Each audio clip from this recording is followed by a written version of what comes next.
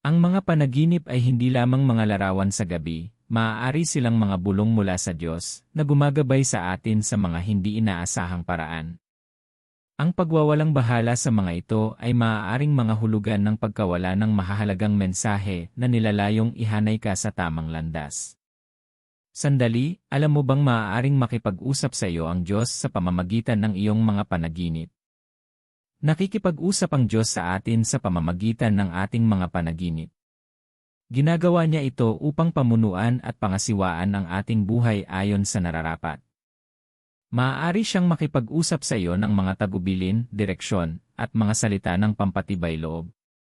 Maaari din niyang gamitin ang iyong mga pangarap upang magpadala sa iyo ng mga mensahe ng babala, kaya dapat mong bigyang pansin ang mga ito at tumugon ng positibo. Gusto mo bang malaman ang ilan sa mga babalang pangarap na ito? Patuloy na manood habang ginalugad natin ang ilang panaginip na mga babala mula sa Diyos. Tuklasin din natin ang mga kahihinatnan ng hindi pagpansin sa mga pangarap na iyon at kung ano ang dapat mong gawin bilang tugon sa mga panaginip. Bago tayo magpatuloy, kung hindi ka pa nakasubscribe, mangyaring gawin ito ngayon. Pagpalain ka ng Diyos. Ikaw ay minamahal ng Diyos. Ang pagmamahal niya sa iyo ay hindi kayang unawain. Ang pagmamahal na ito ay kitang-kita sa lahat ng ginagawa niya para sa iyo at sa iyo. Ang pag-ibig na ito ang dahilan kung bakit kanya itinuro. Inutusan kanyang gabayan at pangunahan ka. Nais niyang pangunahan ang iyong buhay sa paraang magdadala ng kaluwalhasyan sa kanyang pangalan. Ayaw niyang mahulog ka sa mga pagkakamali o malantad sa panganib. At kung gayon, kapag siya ay nagtuturo, ito ay upang maiayon mo sa kanyang mga plano at layunin. Ito ay para pangunahan kanya. Ito ang nagpapakita na ikaw ay anak niya. Sinasabi sa Roma 8:14, sapagkat ang mga pinapatnubayan ng Espiritu ng Diyos ay mga anak ng Diyos. Ang talatang ito ay tumutukoy sa pagiging tunay ng iyong pagiging anak. Hindi ka anak ng Diyos dahil dumadalo ka sa mga serbisyo sa simbahan o kumakanta sa koro. Sa kabaligtaran, ikaw ay anak ng Diyos dahil pinangungunahan ka ng banal na Espiritu. Ang iyong koneksyon sa Diyos ay hindi magiging maayos kung hindi ka makikinig kapag siya ay nagsasalita. Kailangan mo ring maging sensitibo dahil gumagamit siya ng iba't ibang channel para makipag-usap. Kung ayaw mong makaligtaan ang mga tagubilin, dapat kang maging receptive sa anumang channel na ipasya niyang gamitin para makipag-usap sa iyo. Nais niyang ipaalam sa iyo ang kanyang mga plano. Nais niyang ihanda ka para sa hinaharap sa pamamagitan ng pagsasabi sa iyo tungkol dito. Nais niyang bigyan ka ng babala tungkol sa masasamang plano ng kaaway. Ito ang mga dahilan kung bakit nais ng Diyos na patuloy na makipag-usap sa iyo. At sa tuwing siya ay nagsasalita sa iyo, ito ay para sa iyong ikabubuti. Kapansin-pansin, ang isa sa mga channel na ginagamit ng Diyos para makipag-usap sa kanyang mga anak ay mga panaginip at mga pangitain. Ginagamit ng Diyos ang channel na ito para maabot kanya sa oras ng araw na mas ayos ka na. Alam niya ang uri ng maingay na mundong ginagalawan mo. Kung nakikita ng Diyos na ang pakikinig sa kanya sa mga aktibong oras ng araw ay mahirap, lalapit siya sa iyo sa iyong mga panaginip at pangitain. Ang ilang mga tao ay hindi sensitibo sa espiritual kapag sila ay gising na gising.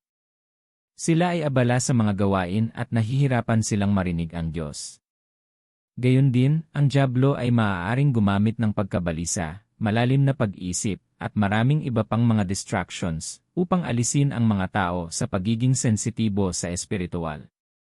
Para sa ilan, ang mga pag-isip ng mga bayarin na babayaran at mga target na matugunan sa trabaho ay pumupuno sa kanilang isipan, at ni hindi nila marinig na tinatawag ng Diyos ang kanilang pansin sa isang mahalagang issue. Gayunpaman, ang ating Diyos ay maawain. Dahil sa kanyang mga awa, nakukuha niya ang ating atensyon upang pamunuan at gabayan tayo kapag tayo ay natutulog. Alam niya na ito ay kapag ang isip ay tila tahimik at ang espiritu ay tila mas receptive. Maaaring gumamit ang Diyos ng ilang larawan upang ipaliwanag ang isang bagay na hindi maipaliwanag ng 1,000 salita. Ang pag-visualize ng isang bagay ay nagiging mas malamang na maunawaan mo ito kaysa marinig lamang ito. Ginagawa ka rin ng visualization na panatilihin ang impormasyon ng mas matagal kaysa sa pakikinig lamang ng mga salita. Ito ang dahilan kung bakit ginagamit ng Diyos ang mga panaginip at mga pangitain upang makipag-usap sa atin. Higit pa sa impormasyon lamang, binabalaan din niya tayo sa pamamagitan ng mga panaginip. Alam niya ang lahat at nakikita kung nasa unahan ang panganib. Ang kanyang pag-ibig ay hindi magmamasid sa atin na dumausdos ng walang kaalam-alam sa bitad ng kaaway. Kaya, siya ay nagpakita sa ating panaginip upang bigyan tayo ng babala tungkol sa isang paparating na panganib. Halimbawa, paano nalaman ni Jose na si Herodes ay pagkatapos ng buhay ng sanggol na si Jesus? Ngunit nagpakita ang Diyos sa isang panaginip upang balaan siya. Kaya, buksan ang iyong puso habang ginalugad natin ang mga pangarap na ito dahil minsan ang mga panaginip ay maaaring hindi literal. Ang mensahe ay maaaring nakakode sa mga simbolo. Kaya, ano ang mga panaginip na ito at ang kanilang mga babala? Numero 1, nakakakita ng mga pangit na bagay sa iyong panaginip. Ang makakita ng mga pangit na bagay sa iyong panaginip ay isang babala. Ang mga pangit na bagay ay hindi nakalulugod sa mata. Walang nag-iwan ng magandang bagay para mapunta sa pangit. Karaniwang napapabayaan ang mga pangit. Ang makita sila sa iyong panaginip ay maaaring mga hulugan na isang hindi kasiyasyang bagay ang malapit nang mangyari. Maaaring binabalaan ka ng Diyos tungkol sa isang nakababahalang kaganapan na paparating sa iyo at dapat mong paghandaan ito.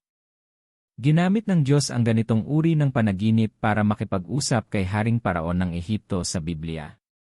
Nanaginip siya at nakakita ng 7 pangit at payat na baka na lumabas mula sa ilog at kinain ang 7 pang makikinis at matabang baka. Matapos kainin ng mga ito, hindi sila tumaba, nananatili silang pangit at payat pa rin. Nakita rin niya ang 7 pangit at payat na uhay na kinain ang 7 pang malulusob na uhay at nanatiling gaya ng dati. Kinain ng mga pangit na nilalang ang malulusob at hindi naging maganda o maganda. Ginamit ng Diyos ang mga panaginip na ito para sabihin kay Paraon ang nalalapit na taggutom. Ito ay magiging kalat sa buong mundo. Pinili ng Diyos na gumawa ng kasaysayan kasama niya, ang maging hari na magbibigay ng pagkain sa mundo sa panahon ng taggutom na iyon.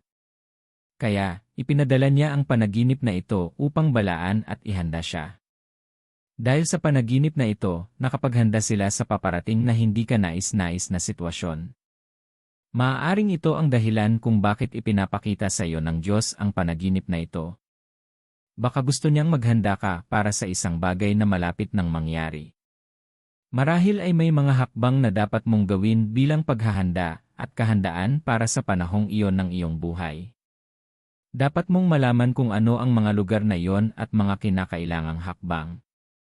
Manalangin sa Diyos at hilingin sa Kanya na bigyan ka ng karunungan at direksyon kung ano ang gagawin. Ginamit ng Diyos si Jose para bigyan si Paraon ng kinakailangang karunungan para marating ang sitwasyong iyon. Hindi ka rin niya iiwan sa dilim. Tulad ng ibinigay niya sa iyo na pangarap na babalaan ka, bibigyan ka rin niya ng solusyon at karunungan upang pagdaanan ang panahong iyon. Hindi ipinakita sa iyo ng Diyos ang panaginip na ito para panik ka. Ang pagkabalisa at takot ay magiging isang maling tugon dito. Kahit na sa hindi ka nais-nais na mga sitwasyon, ang Diyos ay naroroon pa rin sa iyo. Siya ang liwanag ng iyong buhay. Hindi ka niya iiwan sa mga madilim na sitwasyon. Huwag magpanik. Huwag pansinin ang panaginip na ito. Sa halip, magpasalamat sa Diyos para sa babala at makatiyak sa Kanyang presensya sa iyo, tulad ng ginawa ng salmista.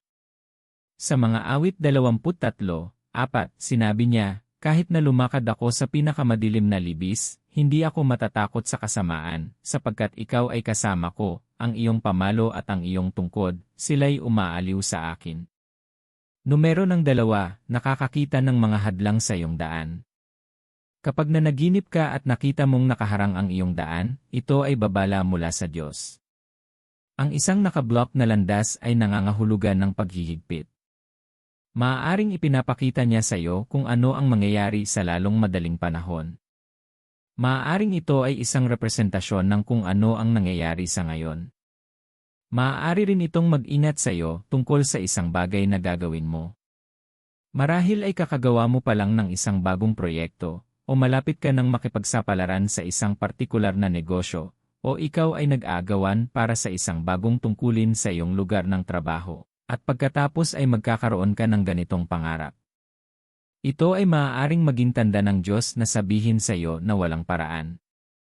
Maaaring ipinapakita niya yon sa iyo upang magpahiwatig ng kabiguan. Walang umuunlad kapag nakaharang ang kanilang daan. Ang panaginip na ito ay maaari ring magpahiwatig ng mga saradong pinto. Maaaring sinusubukan ng Diyos na babalaan ka tungkol sa iyong mga pagsisikap. Kung mayroong isang bagay na pinaglaanan mo ng oras at mga mapagkukunan at patuloy na nabigo, maaaring ito ay dahil may saradong pinto dito. Maaaring sabihin sa iyo ng Diyos na hindi siya kasama at nalulugod sa iyong mga aksyon dahil hindi ito ang kanyang kalooban para sa iyo. Kapag hindi ka naaayon sa mga detalyadong plano ng Diyos para sa iyo, maaari niyang gamitin ang panaginip na ito para mag-ingat at mayayos ka. Nakaramdam ka na ba ng paghihigpit sa isang bagay noon? Marahil ay nagtatagal ka para makagawa ng karaniwang madaling desisyon para sa iyo. Nararamdaman mo ang paghihigpit na yon sa iyo. Kapag nangyari ito, mangyaring huwag pansinin ito. Ito ay maaaring ang Diyos na nagbabala sa iyo na walang tagumpay sa bagay na iyong sisimulan. Ang pagwawalang bahala sa panaginip na ito ay magreresulta sa pagkahulog mo sa mga pagkakamali at pagsisimula sa kung ano ang hindi kasangkot sa Diyos. Pinaghigpitan din ng banal na espiritu si Apostol Pablo at ang kanyang mga kasama sa kanilang paglalakbay bilang misyonero. Nakarating sila sa Misya ngunit pinagbawalan sila sa pangangaral doon. Sinasabi ng mga Gawa 16:7, pagdating nila sa hangganan ng Misya, sinubukan nilang pumasok sa Bitinya, ngunit hindi sila pinahintulutan ng Espiritu ni Jesus. Siyempre, ito ay para sa isang mabuting layunin. Nais nilang dalhin ang Ebanghelyo doon at hikayatin din sila. Ngunit pinaghigpitan sila ng Diyos. Sila ay sumunod at nagtungo sa Macedonia sa halip, matapos itong makita ni Pablo sa isang pangitain. Kapag napanaginipan mo ito, hindi mo ito dapat baliwalain. Suriin ang iyong sarili at tingnan kung saan ito naangkop sa iyo. Pagkatapos ay hilingin sa Diyos na bigyan ka ng kakayahan na sumunod sa Kanya upang hindi ka masayang mga pagsisikap. Gayon din, hilingin sa Kanya na patnubayan ka na gawin ang mga tamang hakbang upang mapanatili kang naayon sa Kanyang kalooban. Number 3. Isang asong humahabol sa iyo sa iyong panaginip. Ang makakita ng asong hinahabol ka sa iyong panaginip ay isang babala. Ang mga aso ay kilala sa kanilang katapatan at katapatan sa tao. Gayunpaman, kapag nakita mong hinahabol ka ng aso, ito ay isang masamang senyales. Ito ay maaaring mga hulugan na ikaw ay aatake o pagtataksilan ng kalaban. Binabalaan ka ng Diyos tungkol sa isang pagtataksil. Binabalaan ka niya tungkol sa isang paparating na pag-atake mula sa dyablo. Hindi mo dapat baliwalain ito. Kailangan mong maging madasalin at alerto. Sinasabi sa atin ng Biblia ang tungkol sa mga gawa ng dyablo upang malaman natin kung ano ang ginagawa niya. Sinasabi sa Mateo 13:25, ngunit habang natutulog ang bawat isa, dumating ang kanyang kaaway at naghasik ng panirang damo sa gitna ng trigo at umalis. Sinasabi rin nito na ang kalaban ay parang leong umuungal na naghahanap ng masisila. Sinabi rin sa amin na dumating ang kaaway upang magnakaw, pumatay, at manira. Ito ang mga intensyon ng iyong kaaway, ang dyablo, para sa iyo. Ito ang dahilan kung bakit binubuksan ng Diyos ang iyong mga mata sa kanyang mga plano. Binabalaan ka niya para mag-ingat ka. Maaari rin niyang gamitin ang panaginip na iyon para maliwanagan ka sa mga panganib sa paligid mo. Maaaring sinusubukan kanyang babalaan tungkol sa iyong mga asosasyon. Marahil kamakailan lamang ay nakilala mo ang isang taong hindi sapat sa kalusugan upang umunlad sa pisikal o espiritual. Marahil ang taong iyon ay magpapatalo sa iyo sa plano ng Diyos. Baka saktan ka pa nila. Ito ang dahilan kung bakit binabalaan ka ng Diyos tungkol sa kanila. Isipin ang iyong sarili na nakikipaglaro sa iyong aso, at pagkatapos ay biglang tumalikod ang aso at nagsimulang habulin ka. Iyan ay tanda ng pagkakanulo. Maaaring kailanganin mong maging maingat at may kamalayan sa mga nasa paligid mo. Magagamit din ng Diyos ang panaginip na ito para balaan ka tungkol sa pagnanasa. Ang mga aso ay malandi, kaya kapag nakikita mo ang isang aso na humahabol, maaari mo ring sabihin na ang espiritu ng pagnanasa ay hinahabol ka. Dapat kang maging maingat dito. Sumimangot ang Diyos laban sa pagnanasa at sexual na imoralidad. Ang utos mula sa kasulatan ay tumakas mula rito. Dapat kang maging alerto at mag-ingat sa kung ano ang pinupuno mo sa iyong puso. Nangangailangan din ito ng pagsusuri sa iyong asosasyon. Dapat kang mag-ingat na maging masyadong malapit sa kabaligtaran na kasarian at sa sinumang maaaring humantong sa iyo sa kasalanan. Iwasan ang iyong sarili sa panonood ng sexual na nilalaman at mga bagay na magpapakasala sa iyo. Binubuksan ng Diyos ang iyong mga mata sa espiritu ng pagnanasa para mabantayan mo ang iyong sarili mula sa pagkahulog sa kasalanang sexual. Gumawa ka agad ng mga naaksyonan na hakbang tungkol dito. Kung kailangan mong bitawan ang ilang pagkakaibigan, dapat mo itigil ang anumang bagay na maaaring humantong sa iyo sa pagnanasa. Dapat kang maging espiritual na mulat at sensitibo sa mga lalang ng dyablo. Magkaroon ng kamalayan sa kanyang masasamang panlilinlang at taktika. Inireseta ng Biblia ang solusyon sa Efeso 6:11-12. Sabi nito, isuot ninyo ang buong baluti ng Diyos upang kayo ay manindigan laban sa mga pakana ng dyablo. Sapagkat ang ating pakikibaka ay hindi laban sa laman at dugo, kundi laban sa mga pinuno.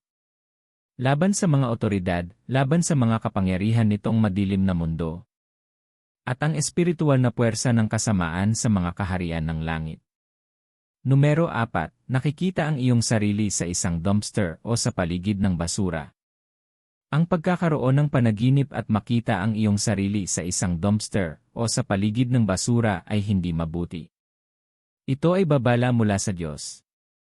Ang isang dumpster o basurahan ay karaniwang puno ng dumi at basura.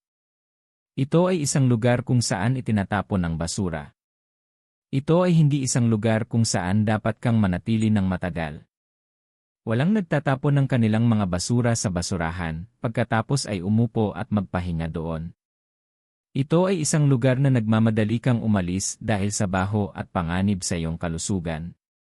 Ang makita mo ito sa iyong panaginip ay maaaring maging tanda ng Diyos para magkaroon ka ng kamalayan sa iyong kapaligiran. Maaaring itinuturo niya ang iyong pansin sa uri ng mga tao sa iyong agarang kapaligiran. Maaaring ito ay tungkol sa mga kasamaan na naroroon sa iyong buhay.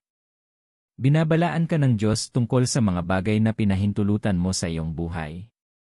Ginagamit niya ang marumi at hindi malusog na kalagayan ng dumpster na iyon upang ipahiwatig kung ano ang hitsura ng iyong buhay ngayon dahil sa kung ano ang iyong kinasangkutan. Ito ay hindi magandang lugar na puntahan. Ito ay hindi magandang tanawin. Kung ganito ang hitsura ng iyong buhay sa Diyos, hindi siya nalulugod sa iyo. Sinasabi ng Biblia na hindi nakikita ng mga mata ng Diyos ang kasamaan. Kung ang iyong buhay ay puno ng kasamaan, hindi ka makikita ng Diyos. Ito ay maglalagay ng pinsala sa iyong relasyon sa Kanya. Ito ang dahilan kung bakit ipinapadala niya ang panaginip na ito bilang babala sa iyo. Nais niyang magpatawad ka. Napakatagal mo nang tumalikod sa Diyos. Tinatawag ka niya na umuwi sa Kanyang bukas na mga bisig, na laging handang tanggapin ka. Itigil ang kasamaan at hayaan ang Diyos na linisin ka ng mahalagang dugo ng pagtubos. Magpasya ngayon na bumalik sa Diyos at hindi na muling maliligaw sa basura ng mga kasalanan. Numero 5, nakikita ang iyong sarili sa mga nakaraang posisyon na iniwan mo. Lahat ay naghahangad ng pag-unlad. Kaya kapag mayroon kang isang panaginip at nakita mo ang iyong sarili sa mga nakaraang posisyon na iniwan mo noon, ito ay hindi maganda. Nangangahulugan ito ng retrogression sa buhay. Ang makita ang iyong sarili na nakasuot ng dati mong uniforme sa paaralan o nakatira sa isang lumang kapitbahayan kung saan ka nakatira ay hindi maganda. Nangangahulugan ito na ang iyong buhay ay tumalikod. Hindi ito ang hangarin ng Diyos para sa iyo. Nais niyang umunlad ka sa bawat bahagi ng iyong buhay. Ang dyablo ang may gusto sa iyo. Nais ng dyablo na panatilihin kang maiiwan sa isang posisyon, at kahit na mahulog ka mula sa biyaya sa pag-unlad na iyong nakamit. Ito ang dahilan kung bakit ipinadala ng Diyos ang panaginip na ito upang balaan ka sa kanyang mga plano. Ayaw niyang mahuli ka ng hindi nalalaman. Kapag nakita mo ang panaginip na ito ay isang tawag sa digmaan laban sa dyablo sa mga panalangin.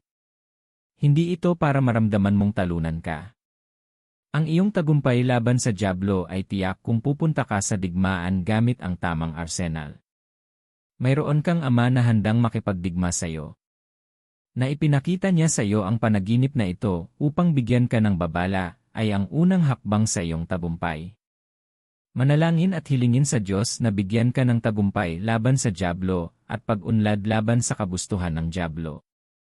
Ang panaginip na ito ay maaaring mga hulugan din na itinuturo ng Diyos ang iyong pansin sa katotohanan na ikaw ay bumalik sa iyong dating gawi. Maaaring ang mga ito ay mga pagkagumon na tinulungan niya na malampasan mo, at ngayon ay inilulubog mo ang iyong mga kamay at naghahanap ng daan pabalik doon. Maaaring ang mga ito ay mga lumang hindi malusob na gawi na ibinaba mo, ngunit kamakailan ay gumagapang pabalik sa iyo. Ang panaginip na ito ay maaaring paraan ng Diyos ng babala sa iyo na huwag bumalik doon. Nasa iyong nakaraan sila at doon sila dapat manatili. Mangyaring huwag bumalik sa kanila. Hilingin sa Diyos na bigyan ka ng pagkakataong madaig ang mga ito, at habang nananalangin ka, dapat kang gumawa ng mulat na pagsisikap na huwag bumalik sa mga gawin na iyon. Kung mayroong anumang bagay o sinuman na naghihikayat sa iyo na bumalik doon, kailangan mong huminto mula sa kanila. Paalalahanan ang iyong sarili kung bakit mo sila iniwan sa unang lugar. Sila ay hindi malusog at hindi nakalulugod sa Diyos. Isipin ang mga ito at manatiling matatag. Tatalakayin pa rin natin ang mga kahihinatnan ng hindi pagpansin sa mga babalang panaginip mula sa Diyos. Patuloy na manood. Numero 6, nakikita ang iyong sarili sa isang kabaong. Kapag nakita mo ang iyong sarili sa isang kabaong at ang mga tao na umiiyak sa paligid mo, ito ay isang babala na ang iyong buhay ay maaaring nasa panganib. Ang mga kabaong ay sumisimbolo sa kamatayan, at kapag nakita mo ang iyong sarili sa isang kabaong, ito ay nagpapahiwatig na malapit ka ng mamatay. Ngunit huwag magpanik. Inihayag ito ng Diyos sa iyo para mapigilan mo ito. Maaaring nakakatakot ang panaginip na ito, ngunit hindi iyon ang dahilan kung bakit ipinakita sa iyo ng Diyos. Ipinakita niya sa iyo upang makagawa ka ng mga hakbang na naaksyonan. Nais niyang maging malay ka at mag-ingat. Nilalayon niyang ihayag ang panaginip na ito upang protektahan ka at hindi ka matakot at mabalisa. Maaaring ginagamit din niya ang panaginip para bigyan ka ng babala tungkol sa isang bagay. Marahil ay malapit ka ng maglakbay at pagkatapos ay magkakaroon ka ng ganitong panaginip. Sinusubukan niyang balaan ka, ngunit maaaring kailanganin mong i-pause ito sa ngayon. Gusto niyang maging conscious ka sa iyong seguridad. Kapag ang espiritu ng kamatayan ay nakatago sa paligid mo, ito ay mapanganib. Ngunit mayroon kang otoridad sa kamatayan kay Kristo. Maaari mo itong iwasan. Ang kailangan mong gawin ay manalangin laban sa hindi napapanahong kamatayan sa iyong buhay. Dapat kang gumawa ng mga pagtatapat laban sa espiritu ng kamatayan. Ang pagkakaroon ng panaginip na tulad nito ay hindi nangangahulugan na ang iyong kapalaran ay selyado at dapat kang umupo at maghintay sa pagdating ng kamatayan. Maging tulad ni Haring Hezekias.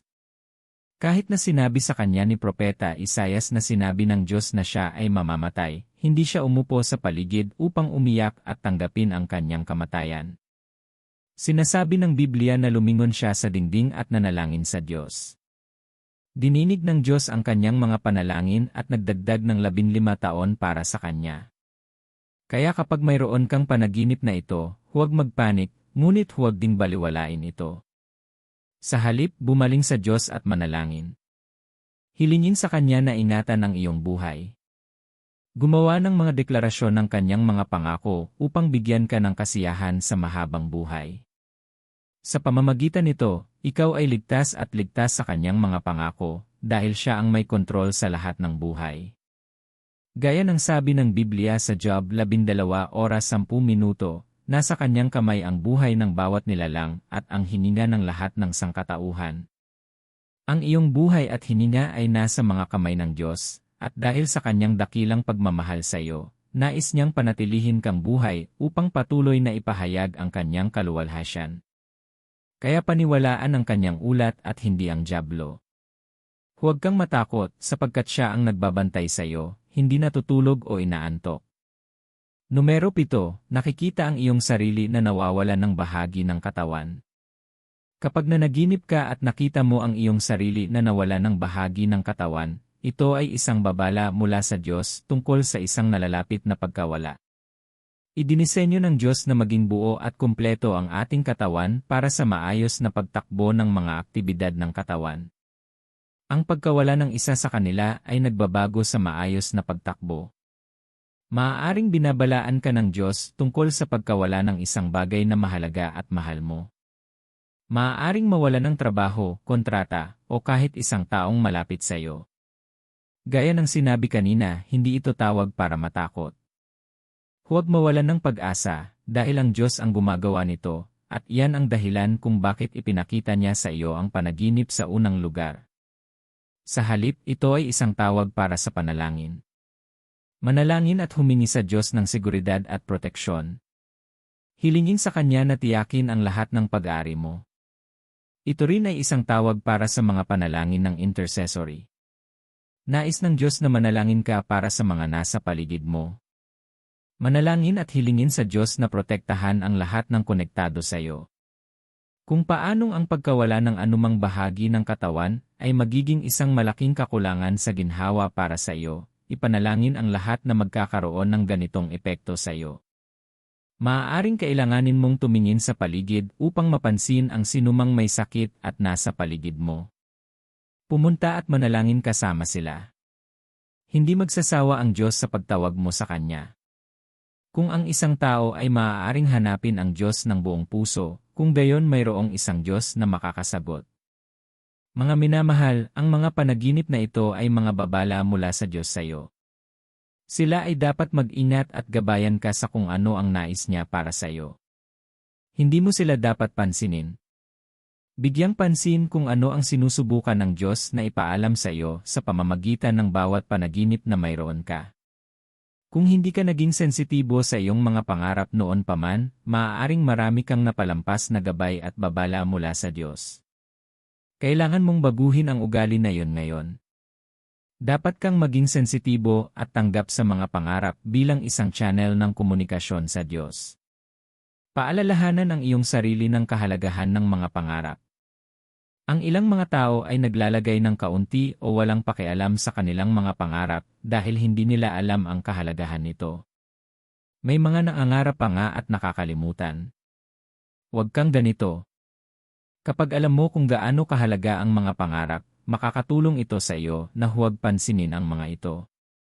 Ang pag-unawa at pagkilala na ang iyong mga pangarap ay hindi lamang walang kahulugan na mga imahe, ngunit isang channel ng pagtanggap mula sa Ama, ay dapat gumawa ng iyong pansin sa kanila. Ang komunikasyon ay isang pangangailangan sa bawat relasyon. Kung ang mga panaginip ay isang channel ng komunikasyon sa pagitan mo at ng Diyos, dapat itong ituring na mahalaga. Naiisip mo ba kung ano ang magiging hitsura ng mag-asawa kung hindi nag-uusap ang mag-asawa? Magiging hiwalay na ang buhay nila. Mawawalan ng harmonya ang kanilang pamilya dahil nawawala ang komunikasyon. Ganito ang hitsura kapag nawala ang komunikasyon sa pagitan mo at ng Diyos. Ang iyong relasyon sa Kanya ay nasisira kapag ang Diyos ay hindi nakakausap sa iyo. Isa yan sa mga kahihinatnan ng hindi pagpansin sa mga pangarap mo. Kapag sinusubukan ng Diyos na makipag-usap sa iyo sa pamamagitan ng iyong mga panaginip at hindi mo ito pinansin, ito ay nakakaapekto sa iyong relasyon sa Kanya. Ang isa pang kahihinatnan ay magsisimula kang mamuhay ayon sa gusto mo at hindi ayon sa kalooban ng Panginoon. Kapag hindi ka na konektado sa Kanya, nagiging imposible ang pagiging mapangalagaan niya. Kung patuloy mong binabaliwala ang mga babalang panaginip, sa lalong madaling panahon, babaliwalain mo ang mga panaginip na may mga tiyak na tagubilin para sa iyong buhay. Maaaring makaligtaan mo ang mahahalagang salita mula sa Diyos dahil hindi ka masyadong sensitibo. Dahil dito, madaling mahulog ka sa mga pagkakamali at sa kalaunan ay mahulog ka sa pagkakahanay sa Diyos. Nag-iwan din ito sa iyo sa panganib na hindi mo alam ang mga plano at pakana ng dyablo tungkol sa iyo. Maraming tao sa Biblia ang naligtas mula sa panganib dahil narinig nila ang Diyos sa pamamagitan ng kanilang mga panaginip. Naligtas ang buhay ni Abimelech dahil narinig niya ang mga babala ng Diyos. Ganoon din kina Jose at Maria, ang mga magulang ni Jesus. Ang ilan sa mga hamon na nararanasan mo ngayon ay maaaring magresulta mula sa hindi pakikinig sa mga babalang panaginip. Ang ilan sa mga panganib na napunta sa iyo ay maaaring dahil dito. Ang mga kahihinatnan na ito ay masyadong mapanganib na gustong maranasan. Kaya huwag mong baliwalain ang iyong mga pangarap. Kung mayroon ka at hindi mo ito naiintindihan, humanap ng mga interpretasyon tulad ng kay Haring Paraon at Haring Nabucodonosor. Manalangin at hilingin sa Diyos na patnubayan ka kung ano ang gagawin at sasagot siya. Pupunta ba tayo sa Kanya sa mga panalangin ngayon? Salamat, Ama, sa lahat ng ikaw sa akin. Salamat sa iyong intentionality sa buhay ko. Salamat sa iyong napakalaking pagmamahal. Salamat sa palagi mong pag-abot para tulungan ako. Hindi mo ako iniiwan o pinababayaan. Lagi mo akong binabantayan. Inaalagaan mo ang aking kapakanan. Ikaw ang liwanag ng buhay ko. Salamat sa regalo ng pag-access sa iyo. Salamat dahil hindi mo ako iniwan sa dilim. O Panginoon, ako ay nagpapasalamat. Salamat sa pag-abot sa akin ng iyong salita. Ang mga salitang ito ay nagpala at nagpapaliwanag sa akin. Ako ay ginawa upang maunawaan na ikaw ay nagsasalita sa akin sa pamamagitan ng aking mga panaginip. Alam kong nagsasalita ka upang patnubayan at gabayan ang aking buhay upang maiayon ang iyong kalooban para sa akin. Pinadalhan mo ako ng mga babala upang maibalik ako. Ipinadala mo sila upang bigyan ako ng babala tungkol sa mga plano ng dyablo upang mahanap kita sa mga panalangin. Salamat sa mga ito, Jesus. Mahal na Diyos, muli akong lumapit sa iyo bilang pagsunod sa iyong salita, na nagsasabing maaari akong lumapit ng buong tapang sa iyo. Sinasabi nito na mahahanap kita kapag hinahanap kita. Sinasabi nito na matatanggap ko ito kapag humingi ako, na nagbibigay sa akin ng pagtitiwala na lumapit sa iyo ngayon. Naparito ako upang hilingin na tulungan mo akong sundin ang mga salitang ito na narinig ko. Hindi ko lang sila gustong marinig. Gusto kong kumilos sa kanila. Gusto kong sumunod at gumawa ng mga hakbang na naaksyonan. Tulungan mo ako, O Panginoon. Bigyan mo ako ng biyaya na maging tagapakinig, hindi lamang tagatupad ng mga salitang ito. Mula sa sandaling ito, tulungan mo akong maging sensitibo sa iyong mga salita na dumarating sa aking mga pangarap. Mangyaring tulungan akong kumuha ng mga tala at bigyang pansin ang mga ito. Turuan at tulungan akong makita ang kahalagahan ng mga pangarap at pangitain. Hinihiling ko na tulungan mo akong maging matanggap sa kanila bilang mga channel ng komunikasyon sa iyo. Ayokong patuloy na baliwalain ang mga pangarap ko.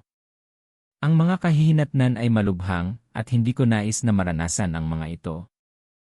Ipinapahayag ko na hindi ko na itatapon o papansinin ang aking mga pangarap. Pakikinggan at susundin ko ang anumang sabihin sa akin ng Diyos sa pamamagitan nila. Maghahanap ako ng mga interpretasyon sa mga hindi ko maintindihan. Hindi ako papayag na manalo ang demonyo sa buhay ko. Natatanggap ko ang kinakailangang karunungan upang mag-navigate sa bawat panahon ng aking buhay. Sa kapangyarihan ni Jesus, nag-uutos ako laban sa bawat gawain ng dyablo sa aking buhay. Ang kanyang mga plano ay nakansela at nabawasan sa wala sa akin at sa aking mga mahal sa buhay. Ang mga kamay ng Panginoon ay lubos na nasa atin para sa kaligtasan at pangangalaga. Sinasabi ng awit 71, 1:11, walang kapahamakan ang darating sa iyo, walang kapahamakan na lalapit sa iyong tolda. Sapagkat utusan niya ang kanyang mga anghel tungkol sa iyo na ingatan ka sa lahat ng iyong mga lakad. Natanggap ko ang mga salitang ito. Ito ang magiging bahagi ko at ng aking mga mahal sa buhay. Salamat sa pagbibigay ng mga sagot habang ako ay nanalangin sa pangalan ni Jesus. Amen. Binabati kita sa pananatili hanggang sa katapusan ng video. Naniniwala akong pinagpala ka. Pakiclick ang bell icon para i-on ang mga post notification para hindi ka makaligtaan sa iba pang makapangyarihang mensahe tulad nito. Gayon din, mag-subscribe sa channel kung hindi mo pa ito nagawa noon.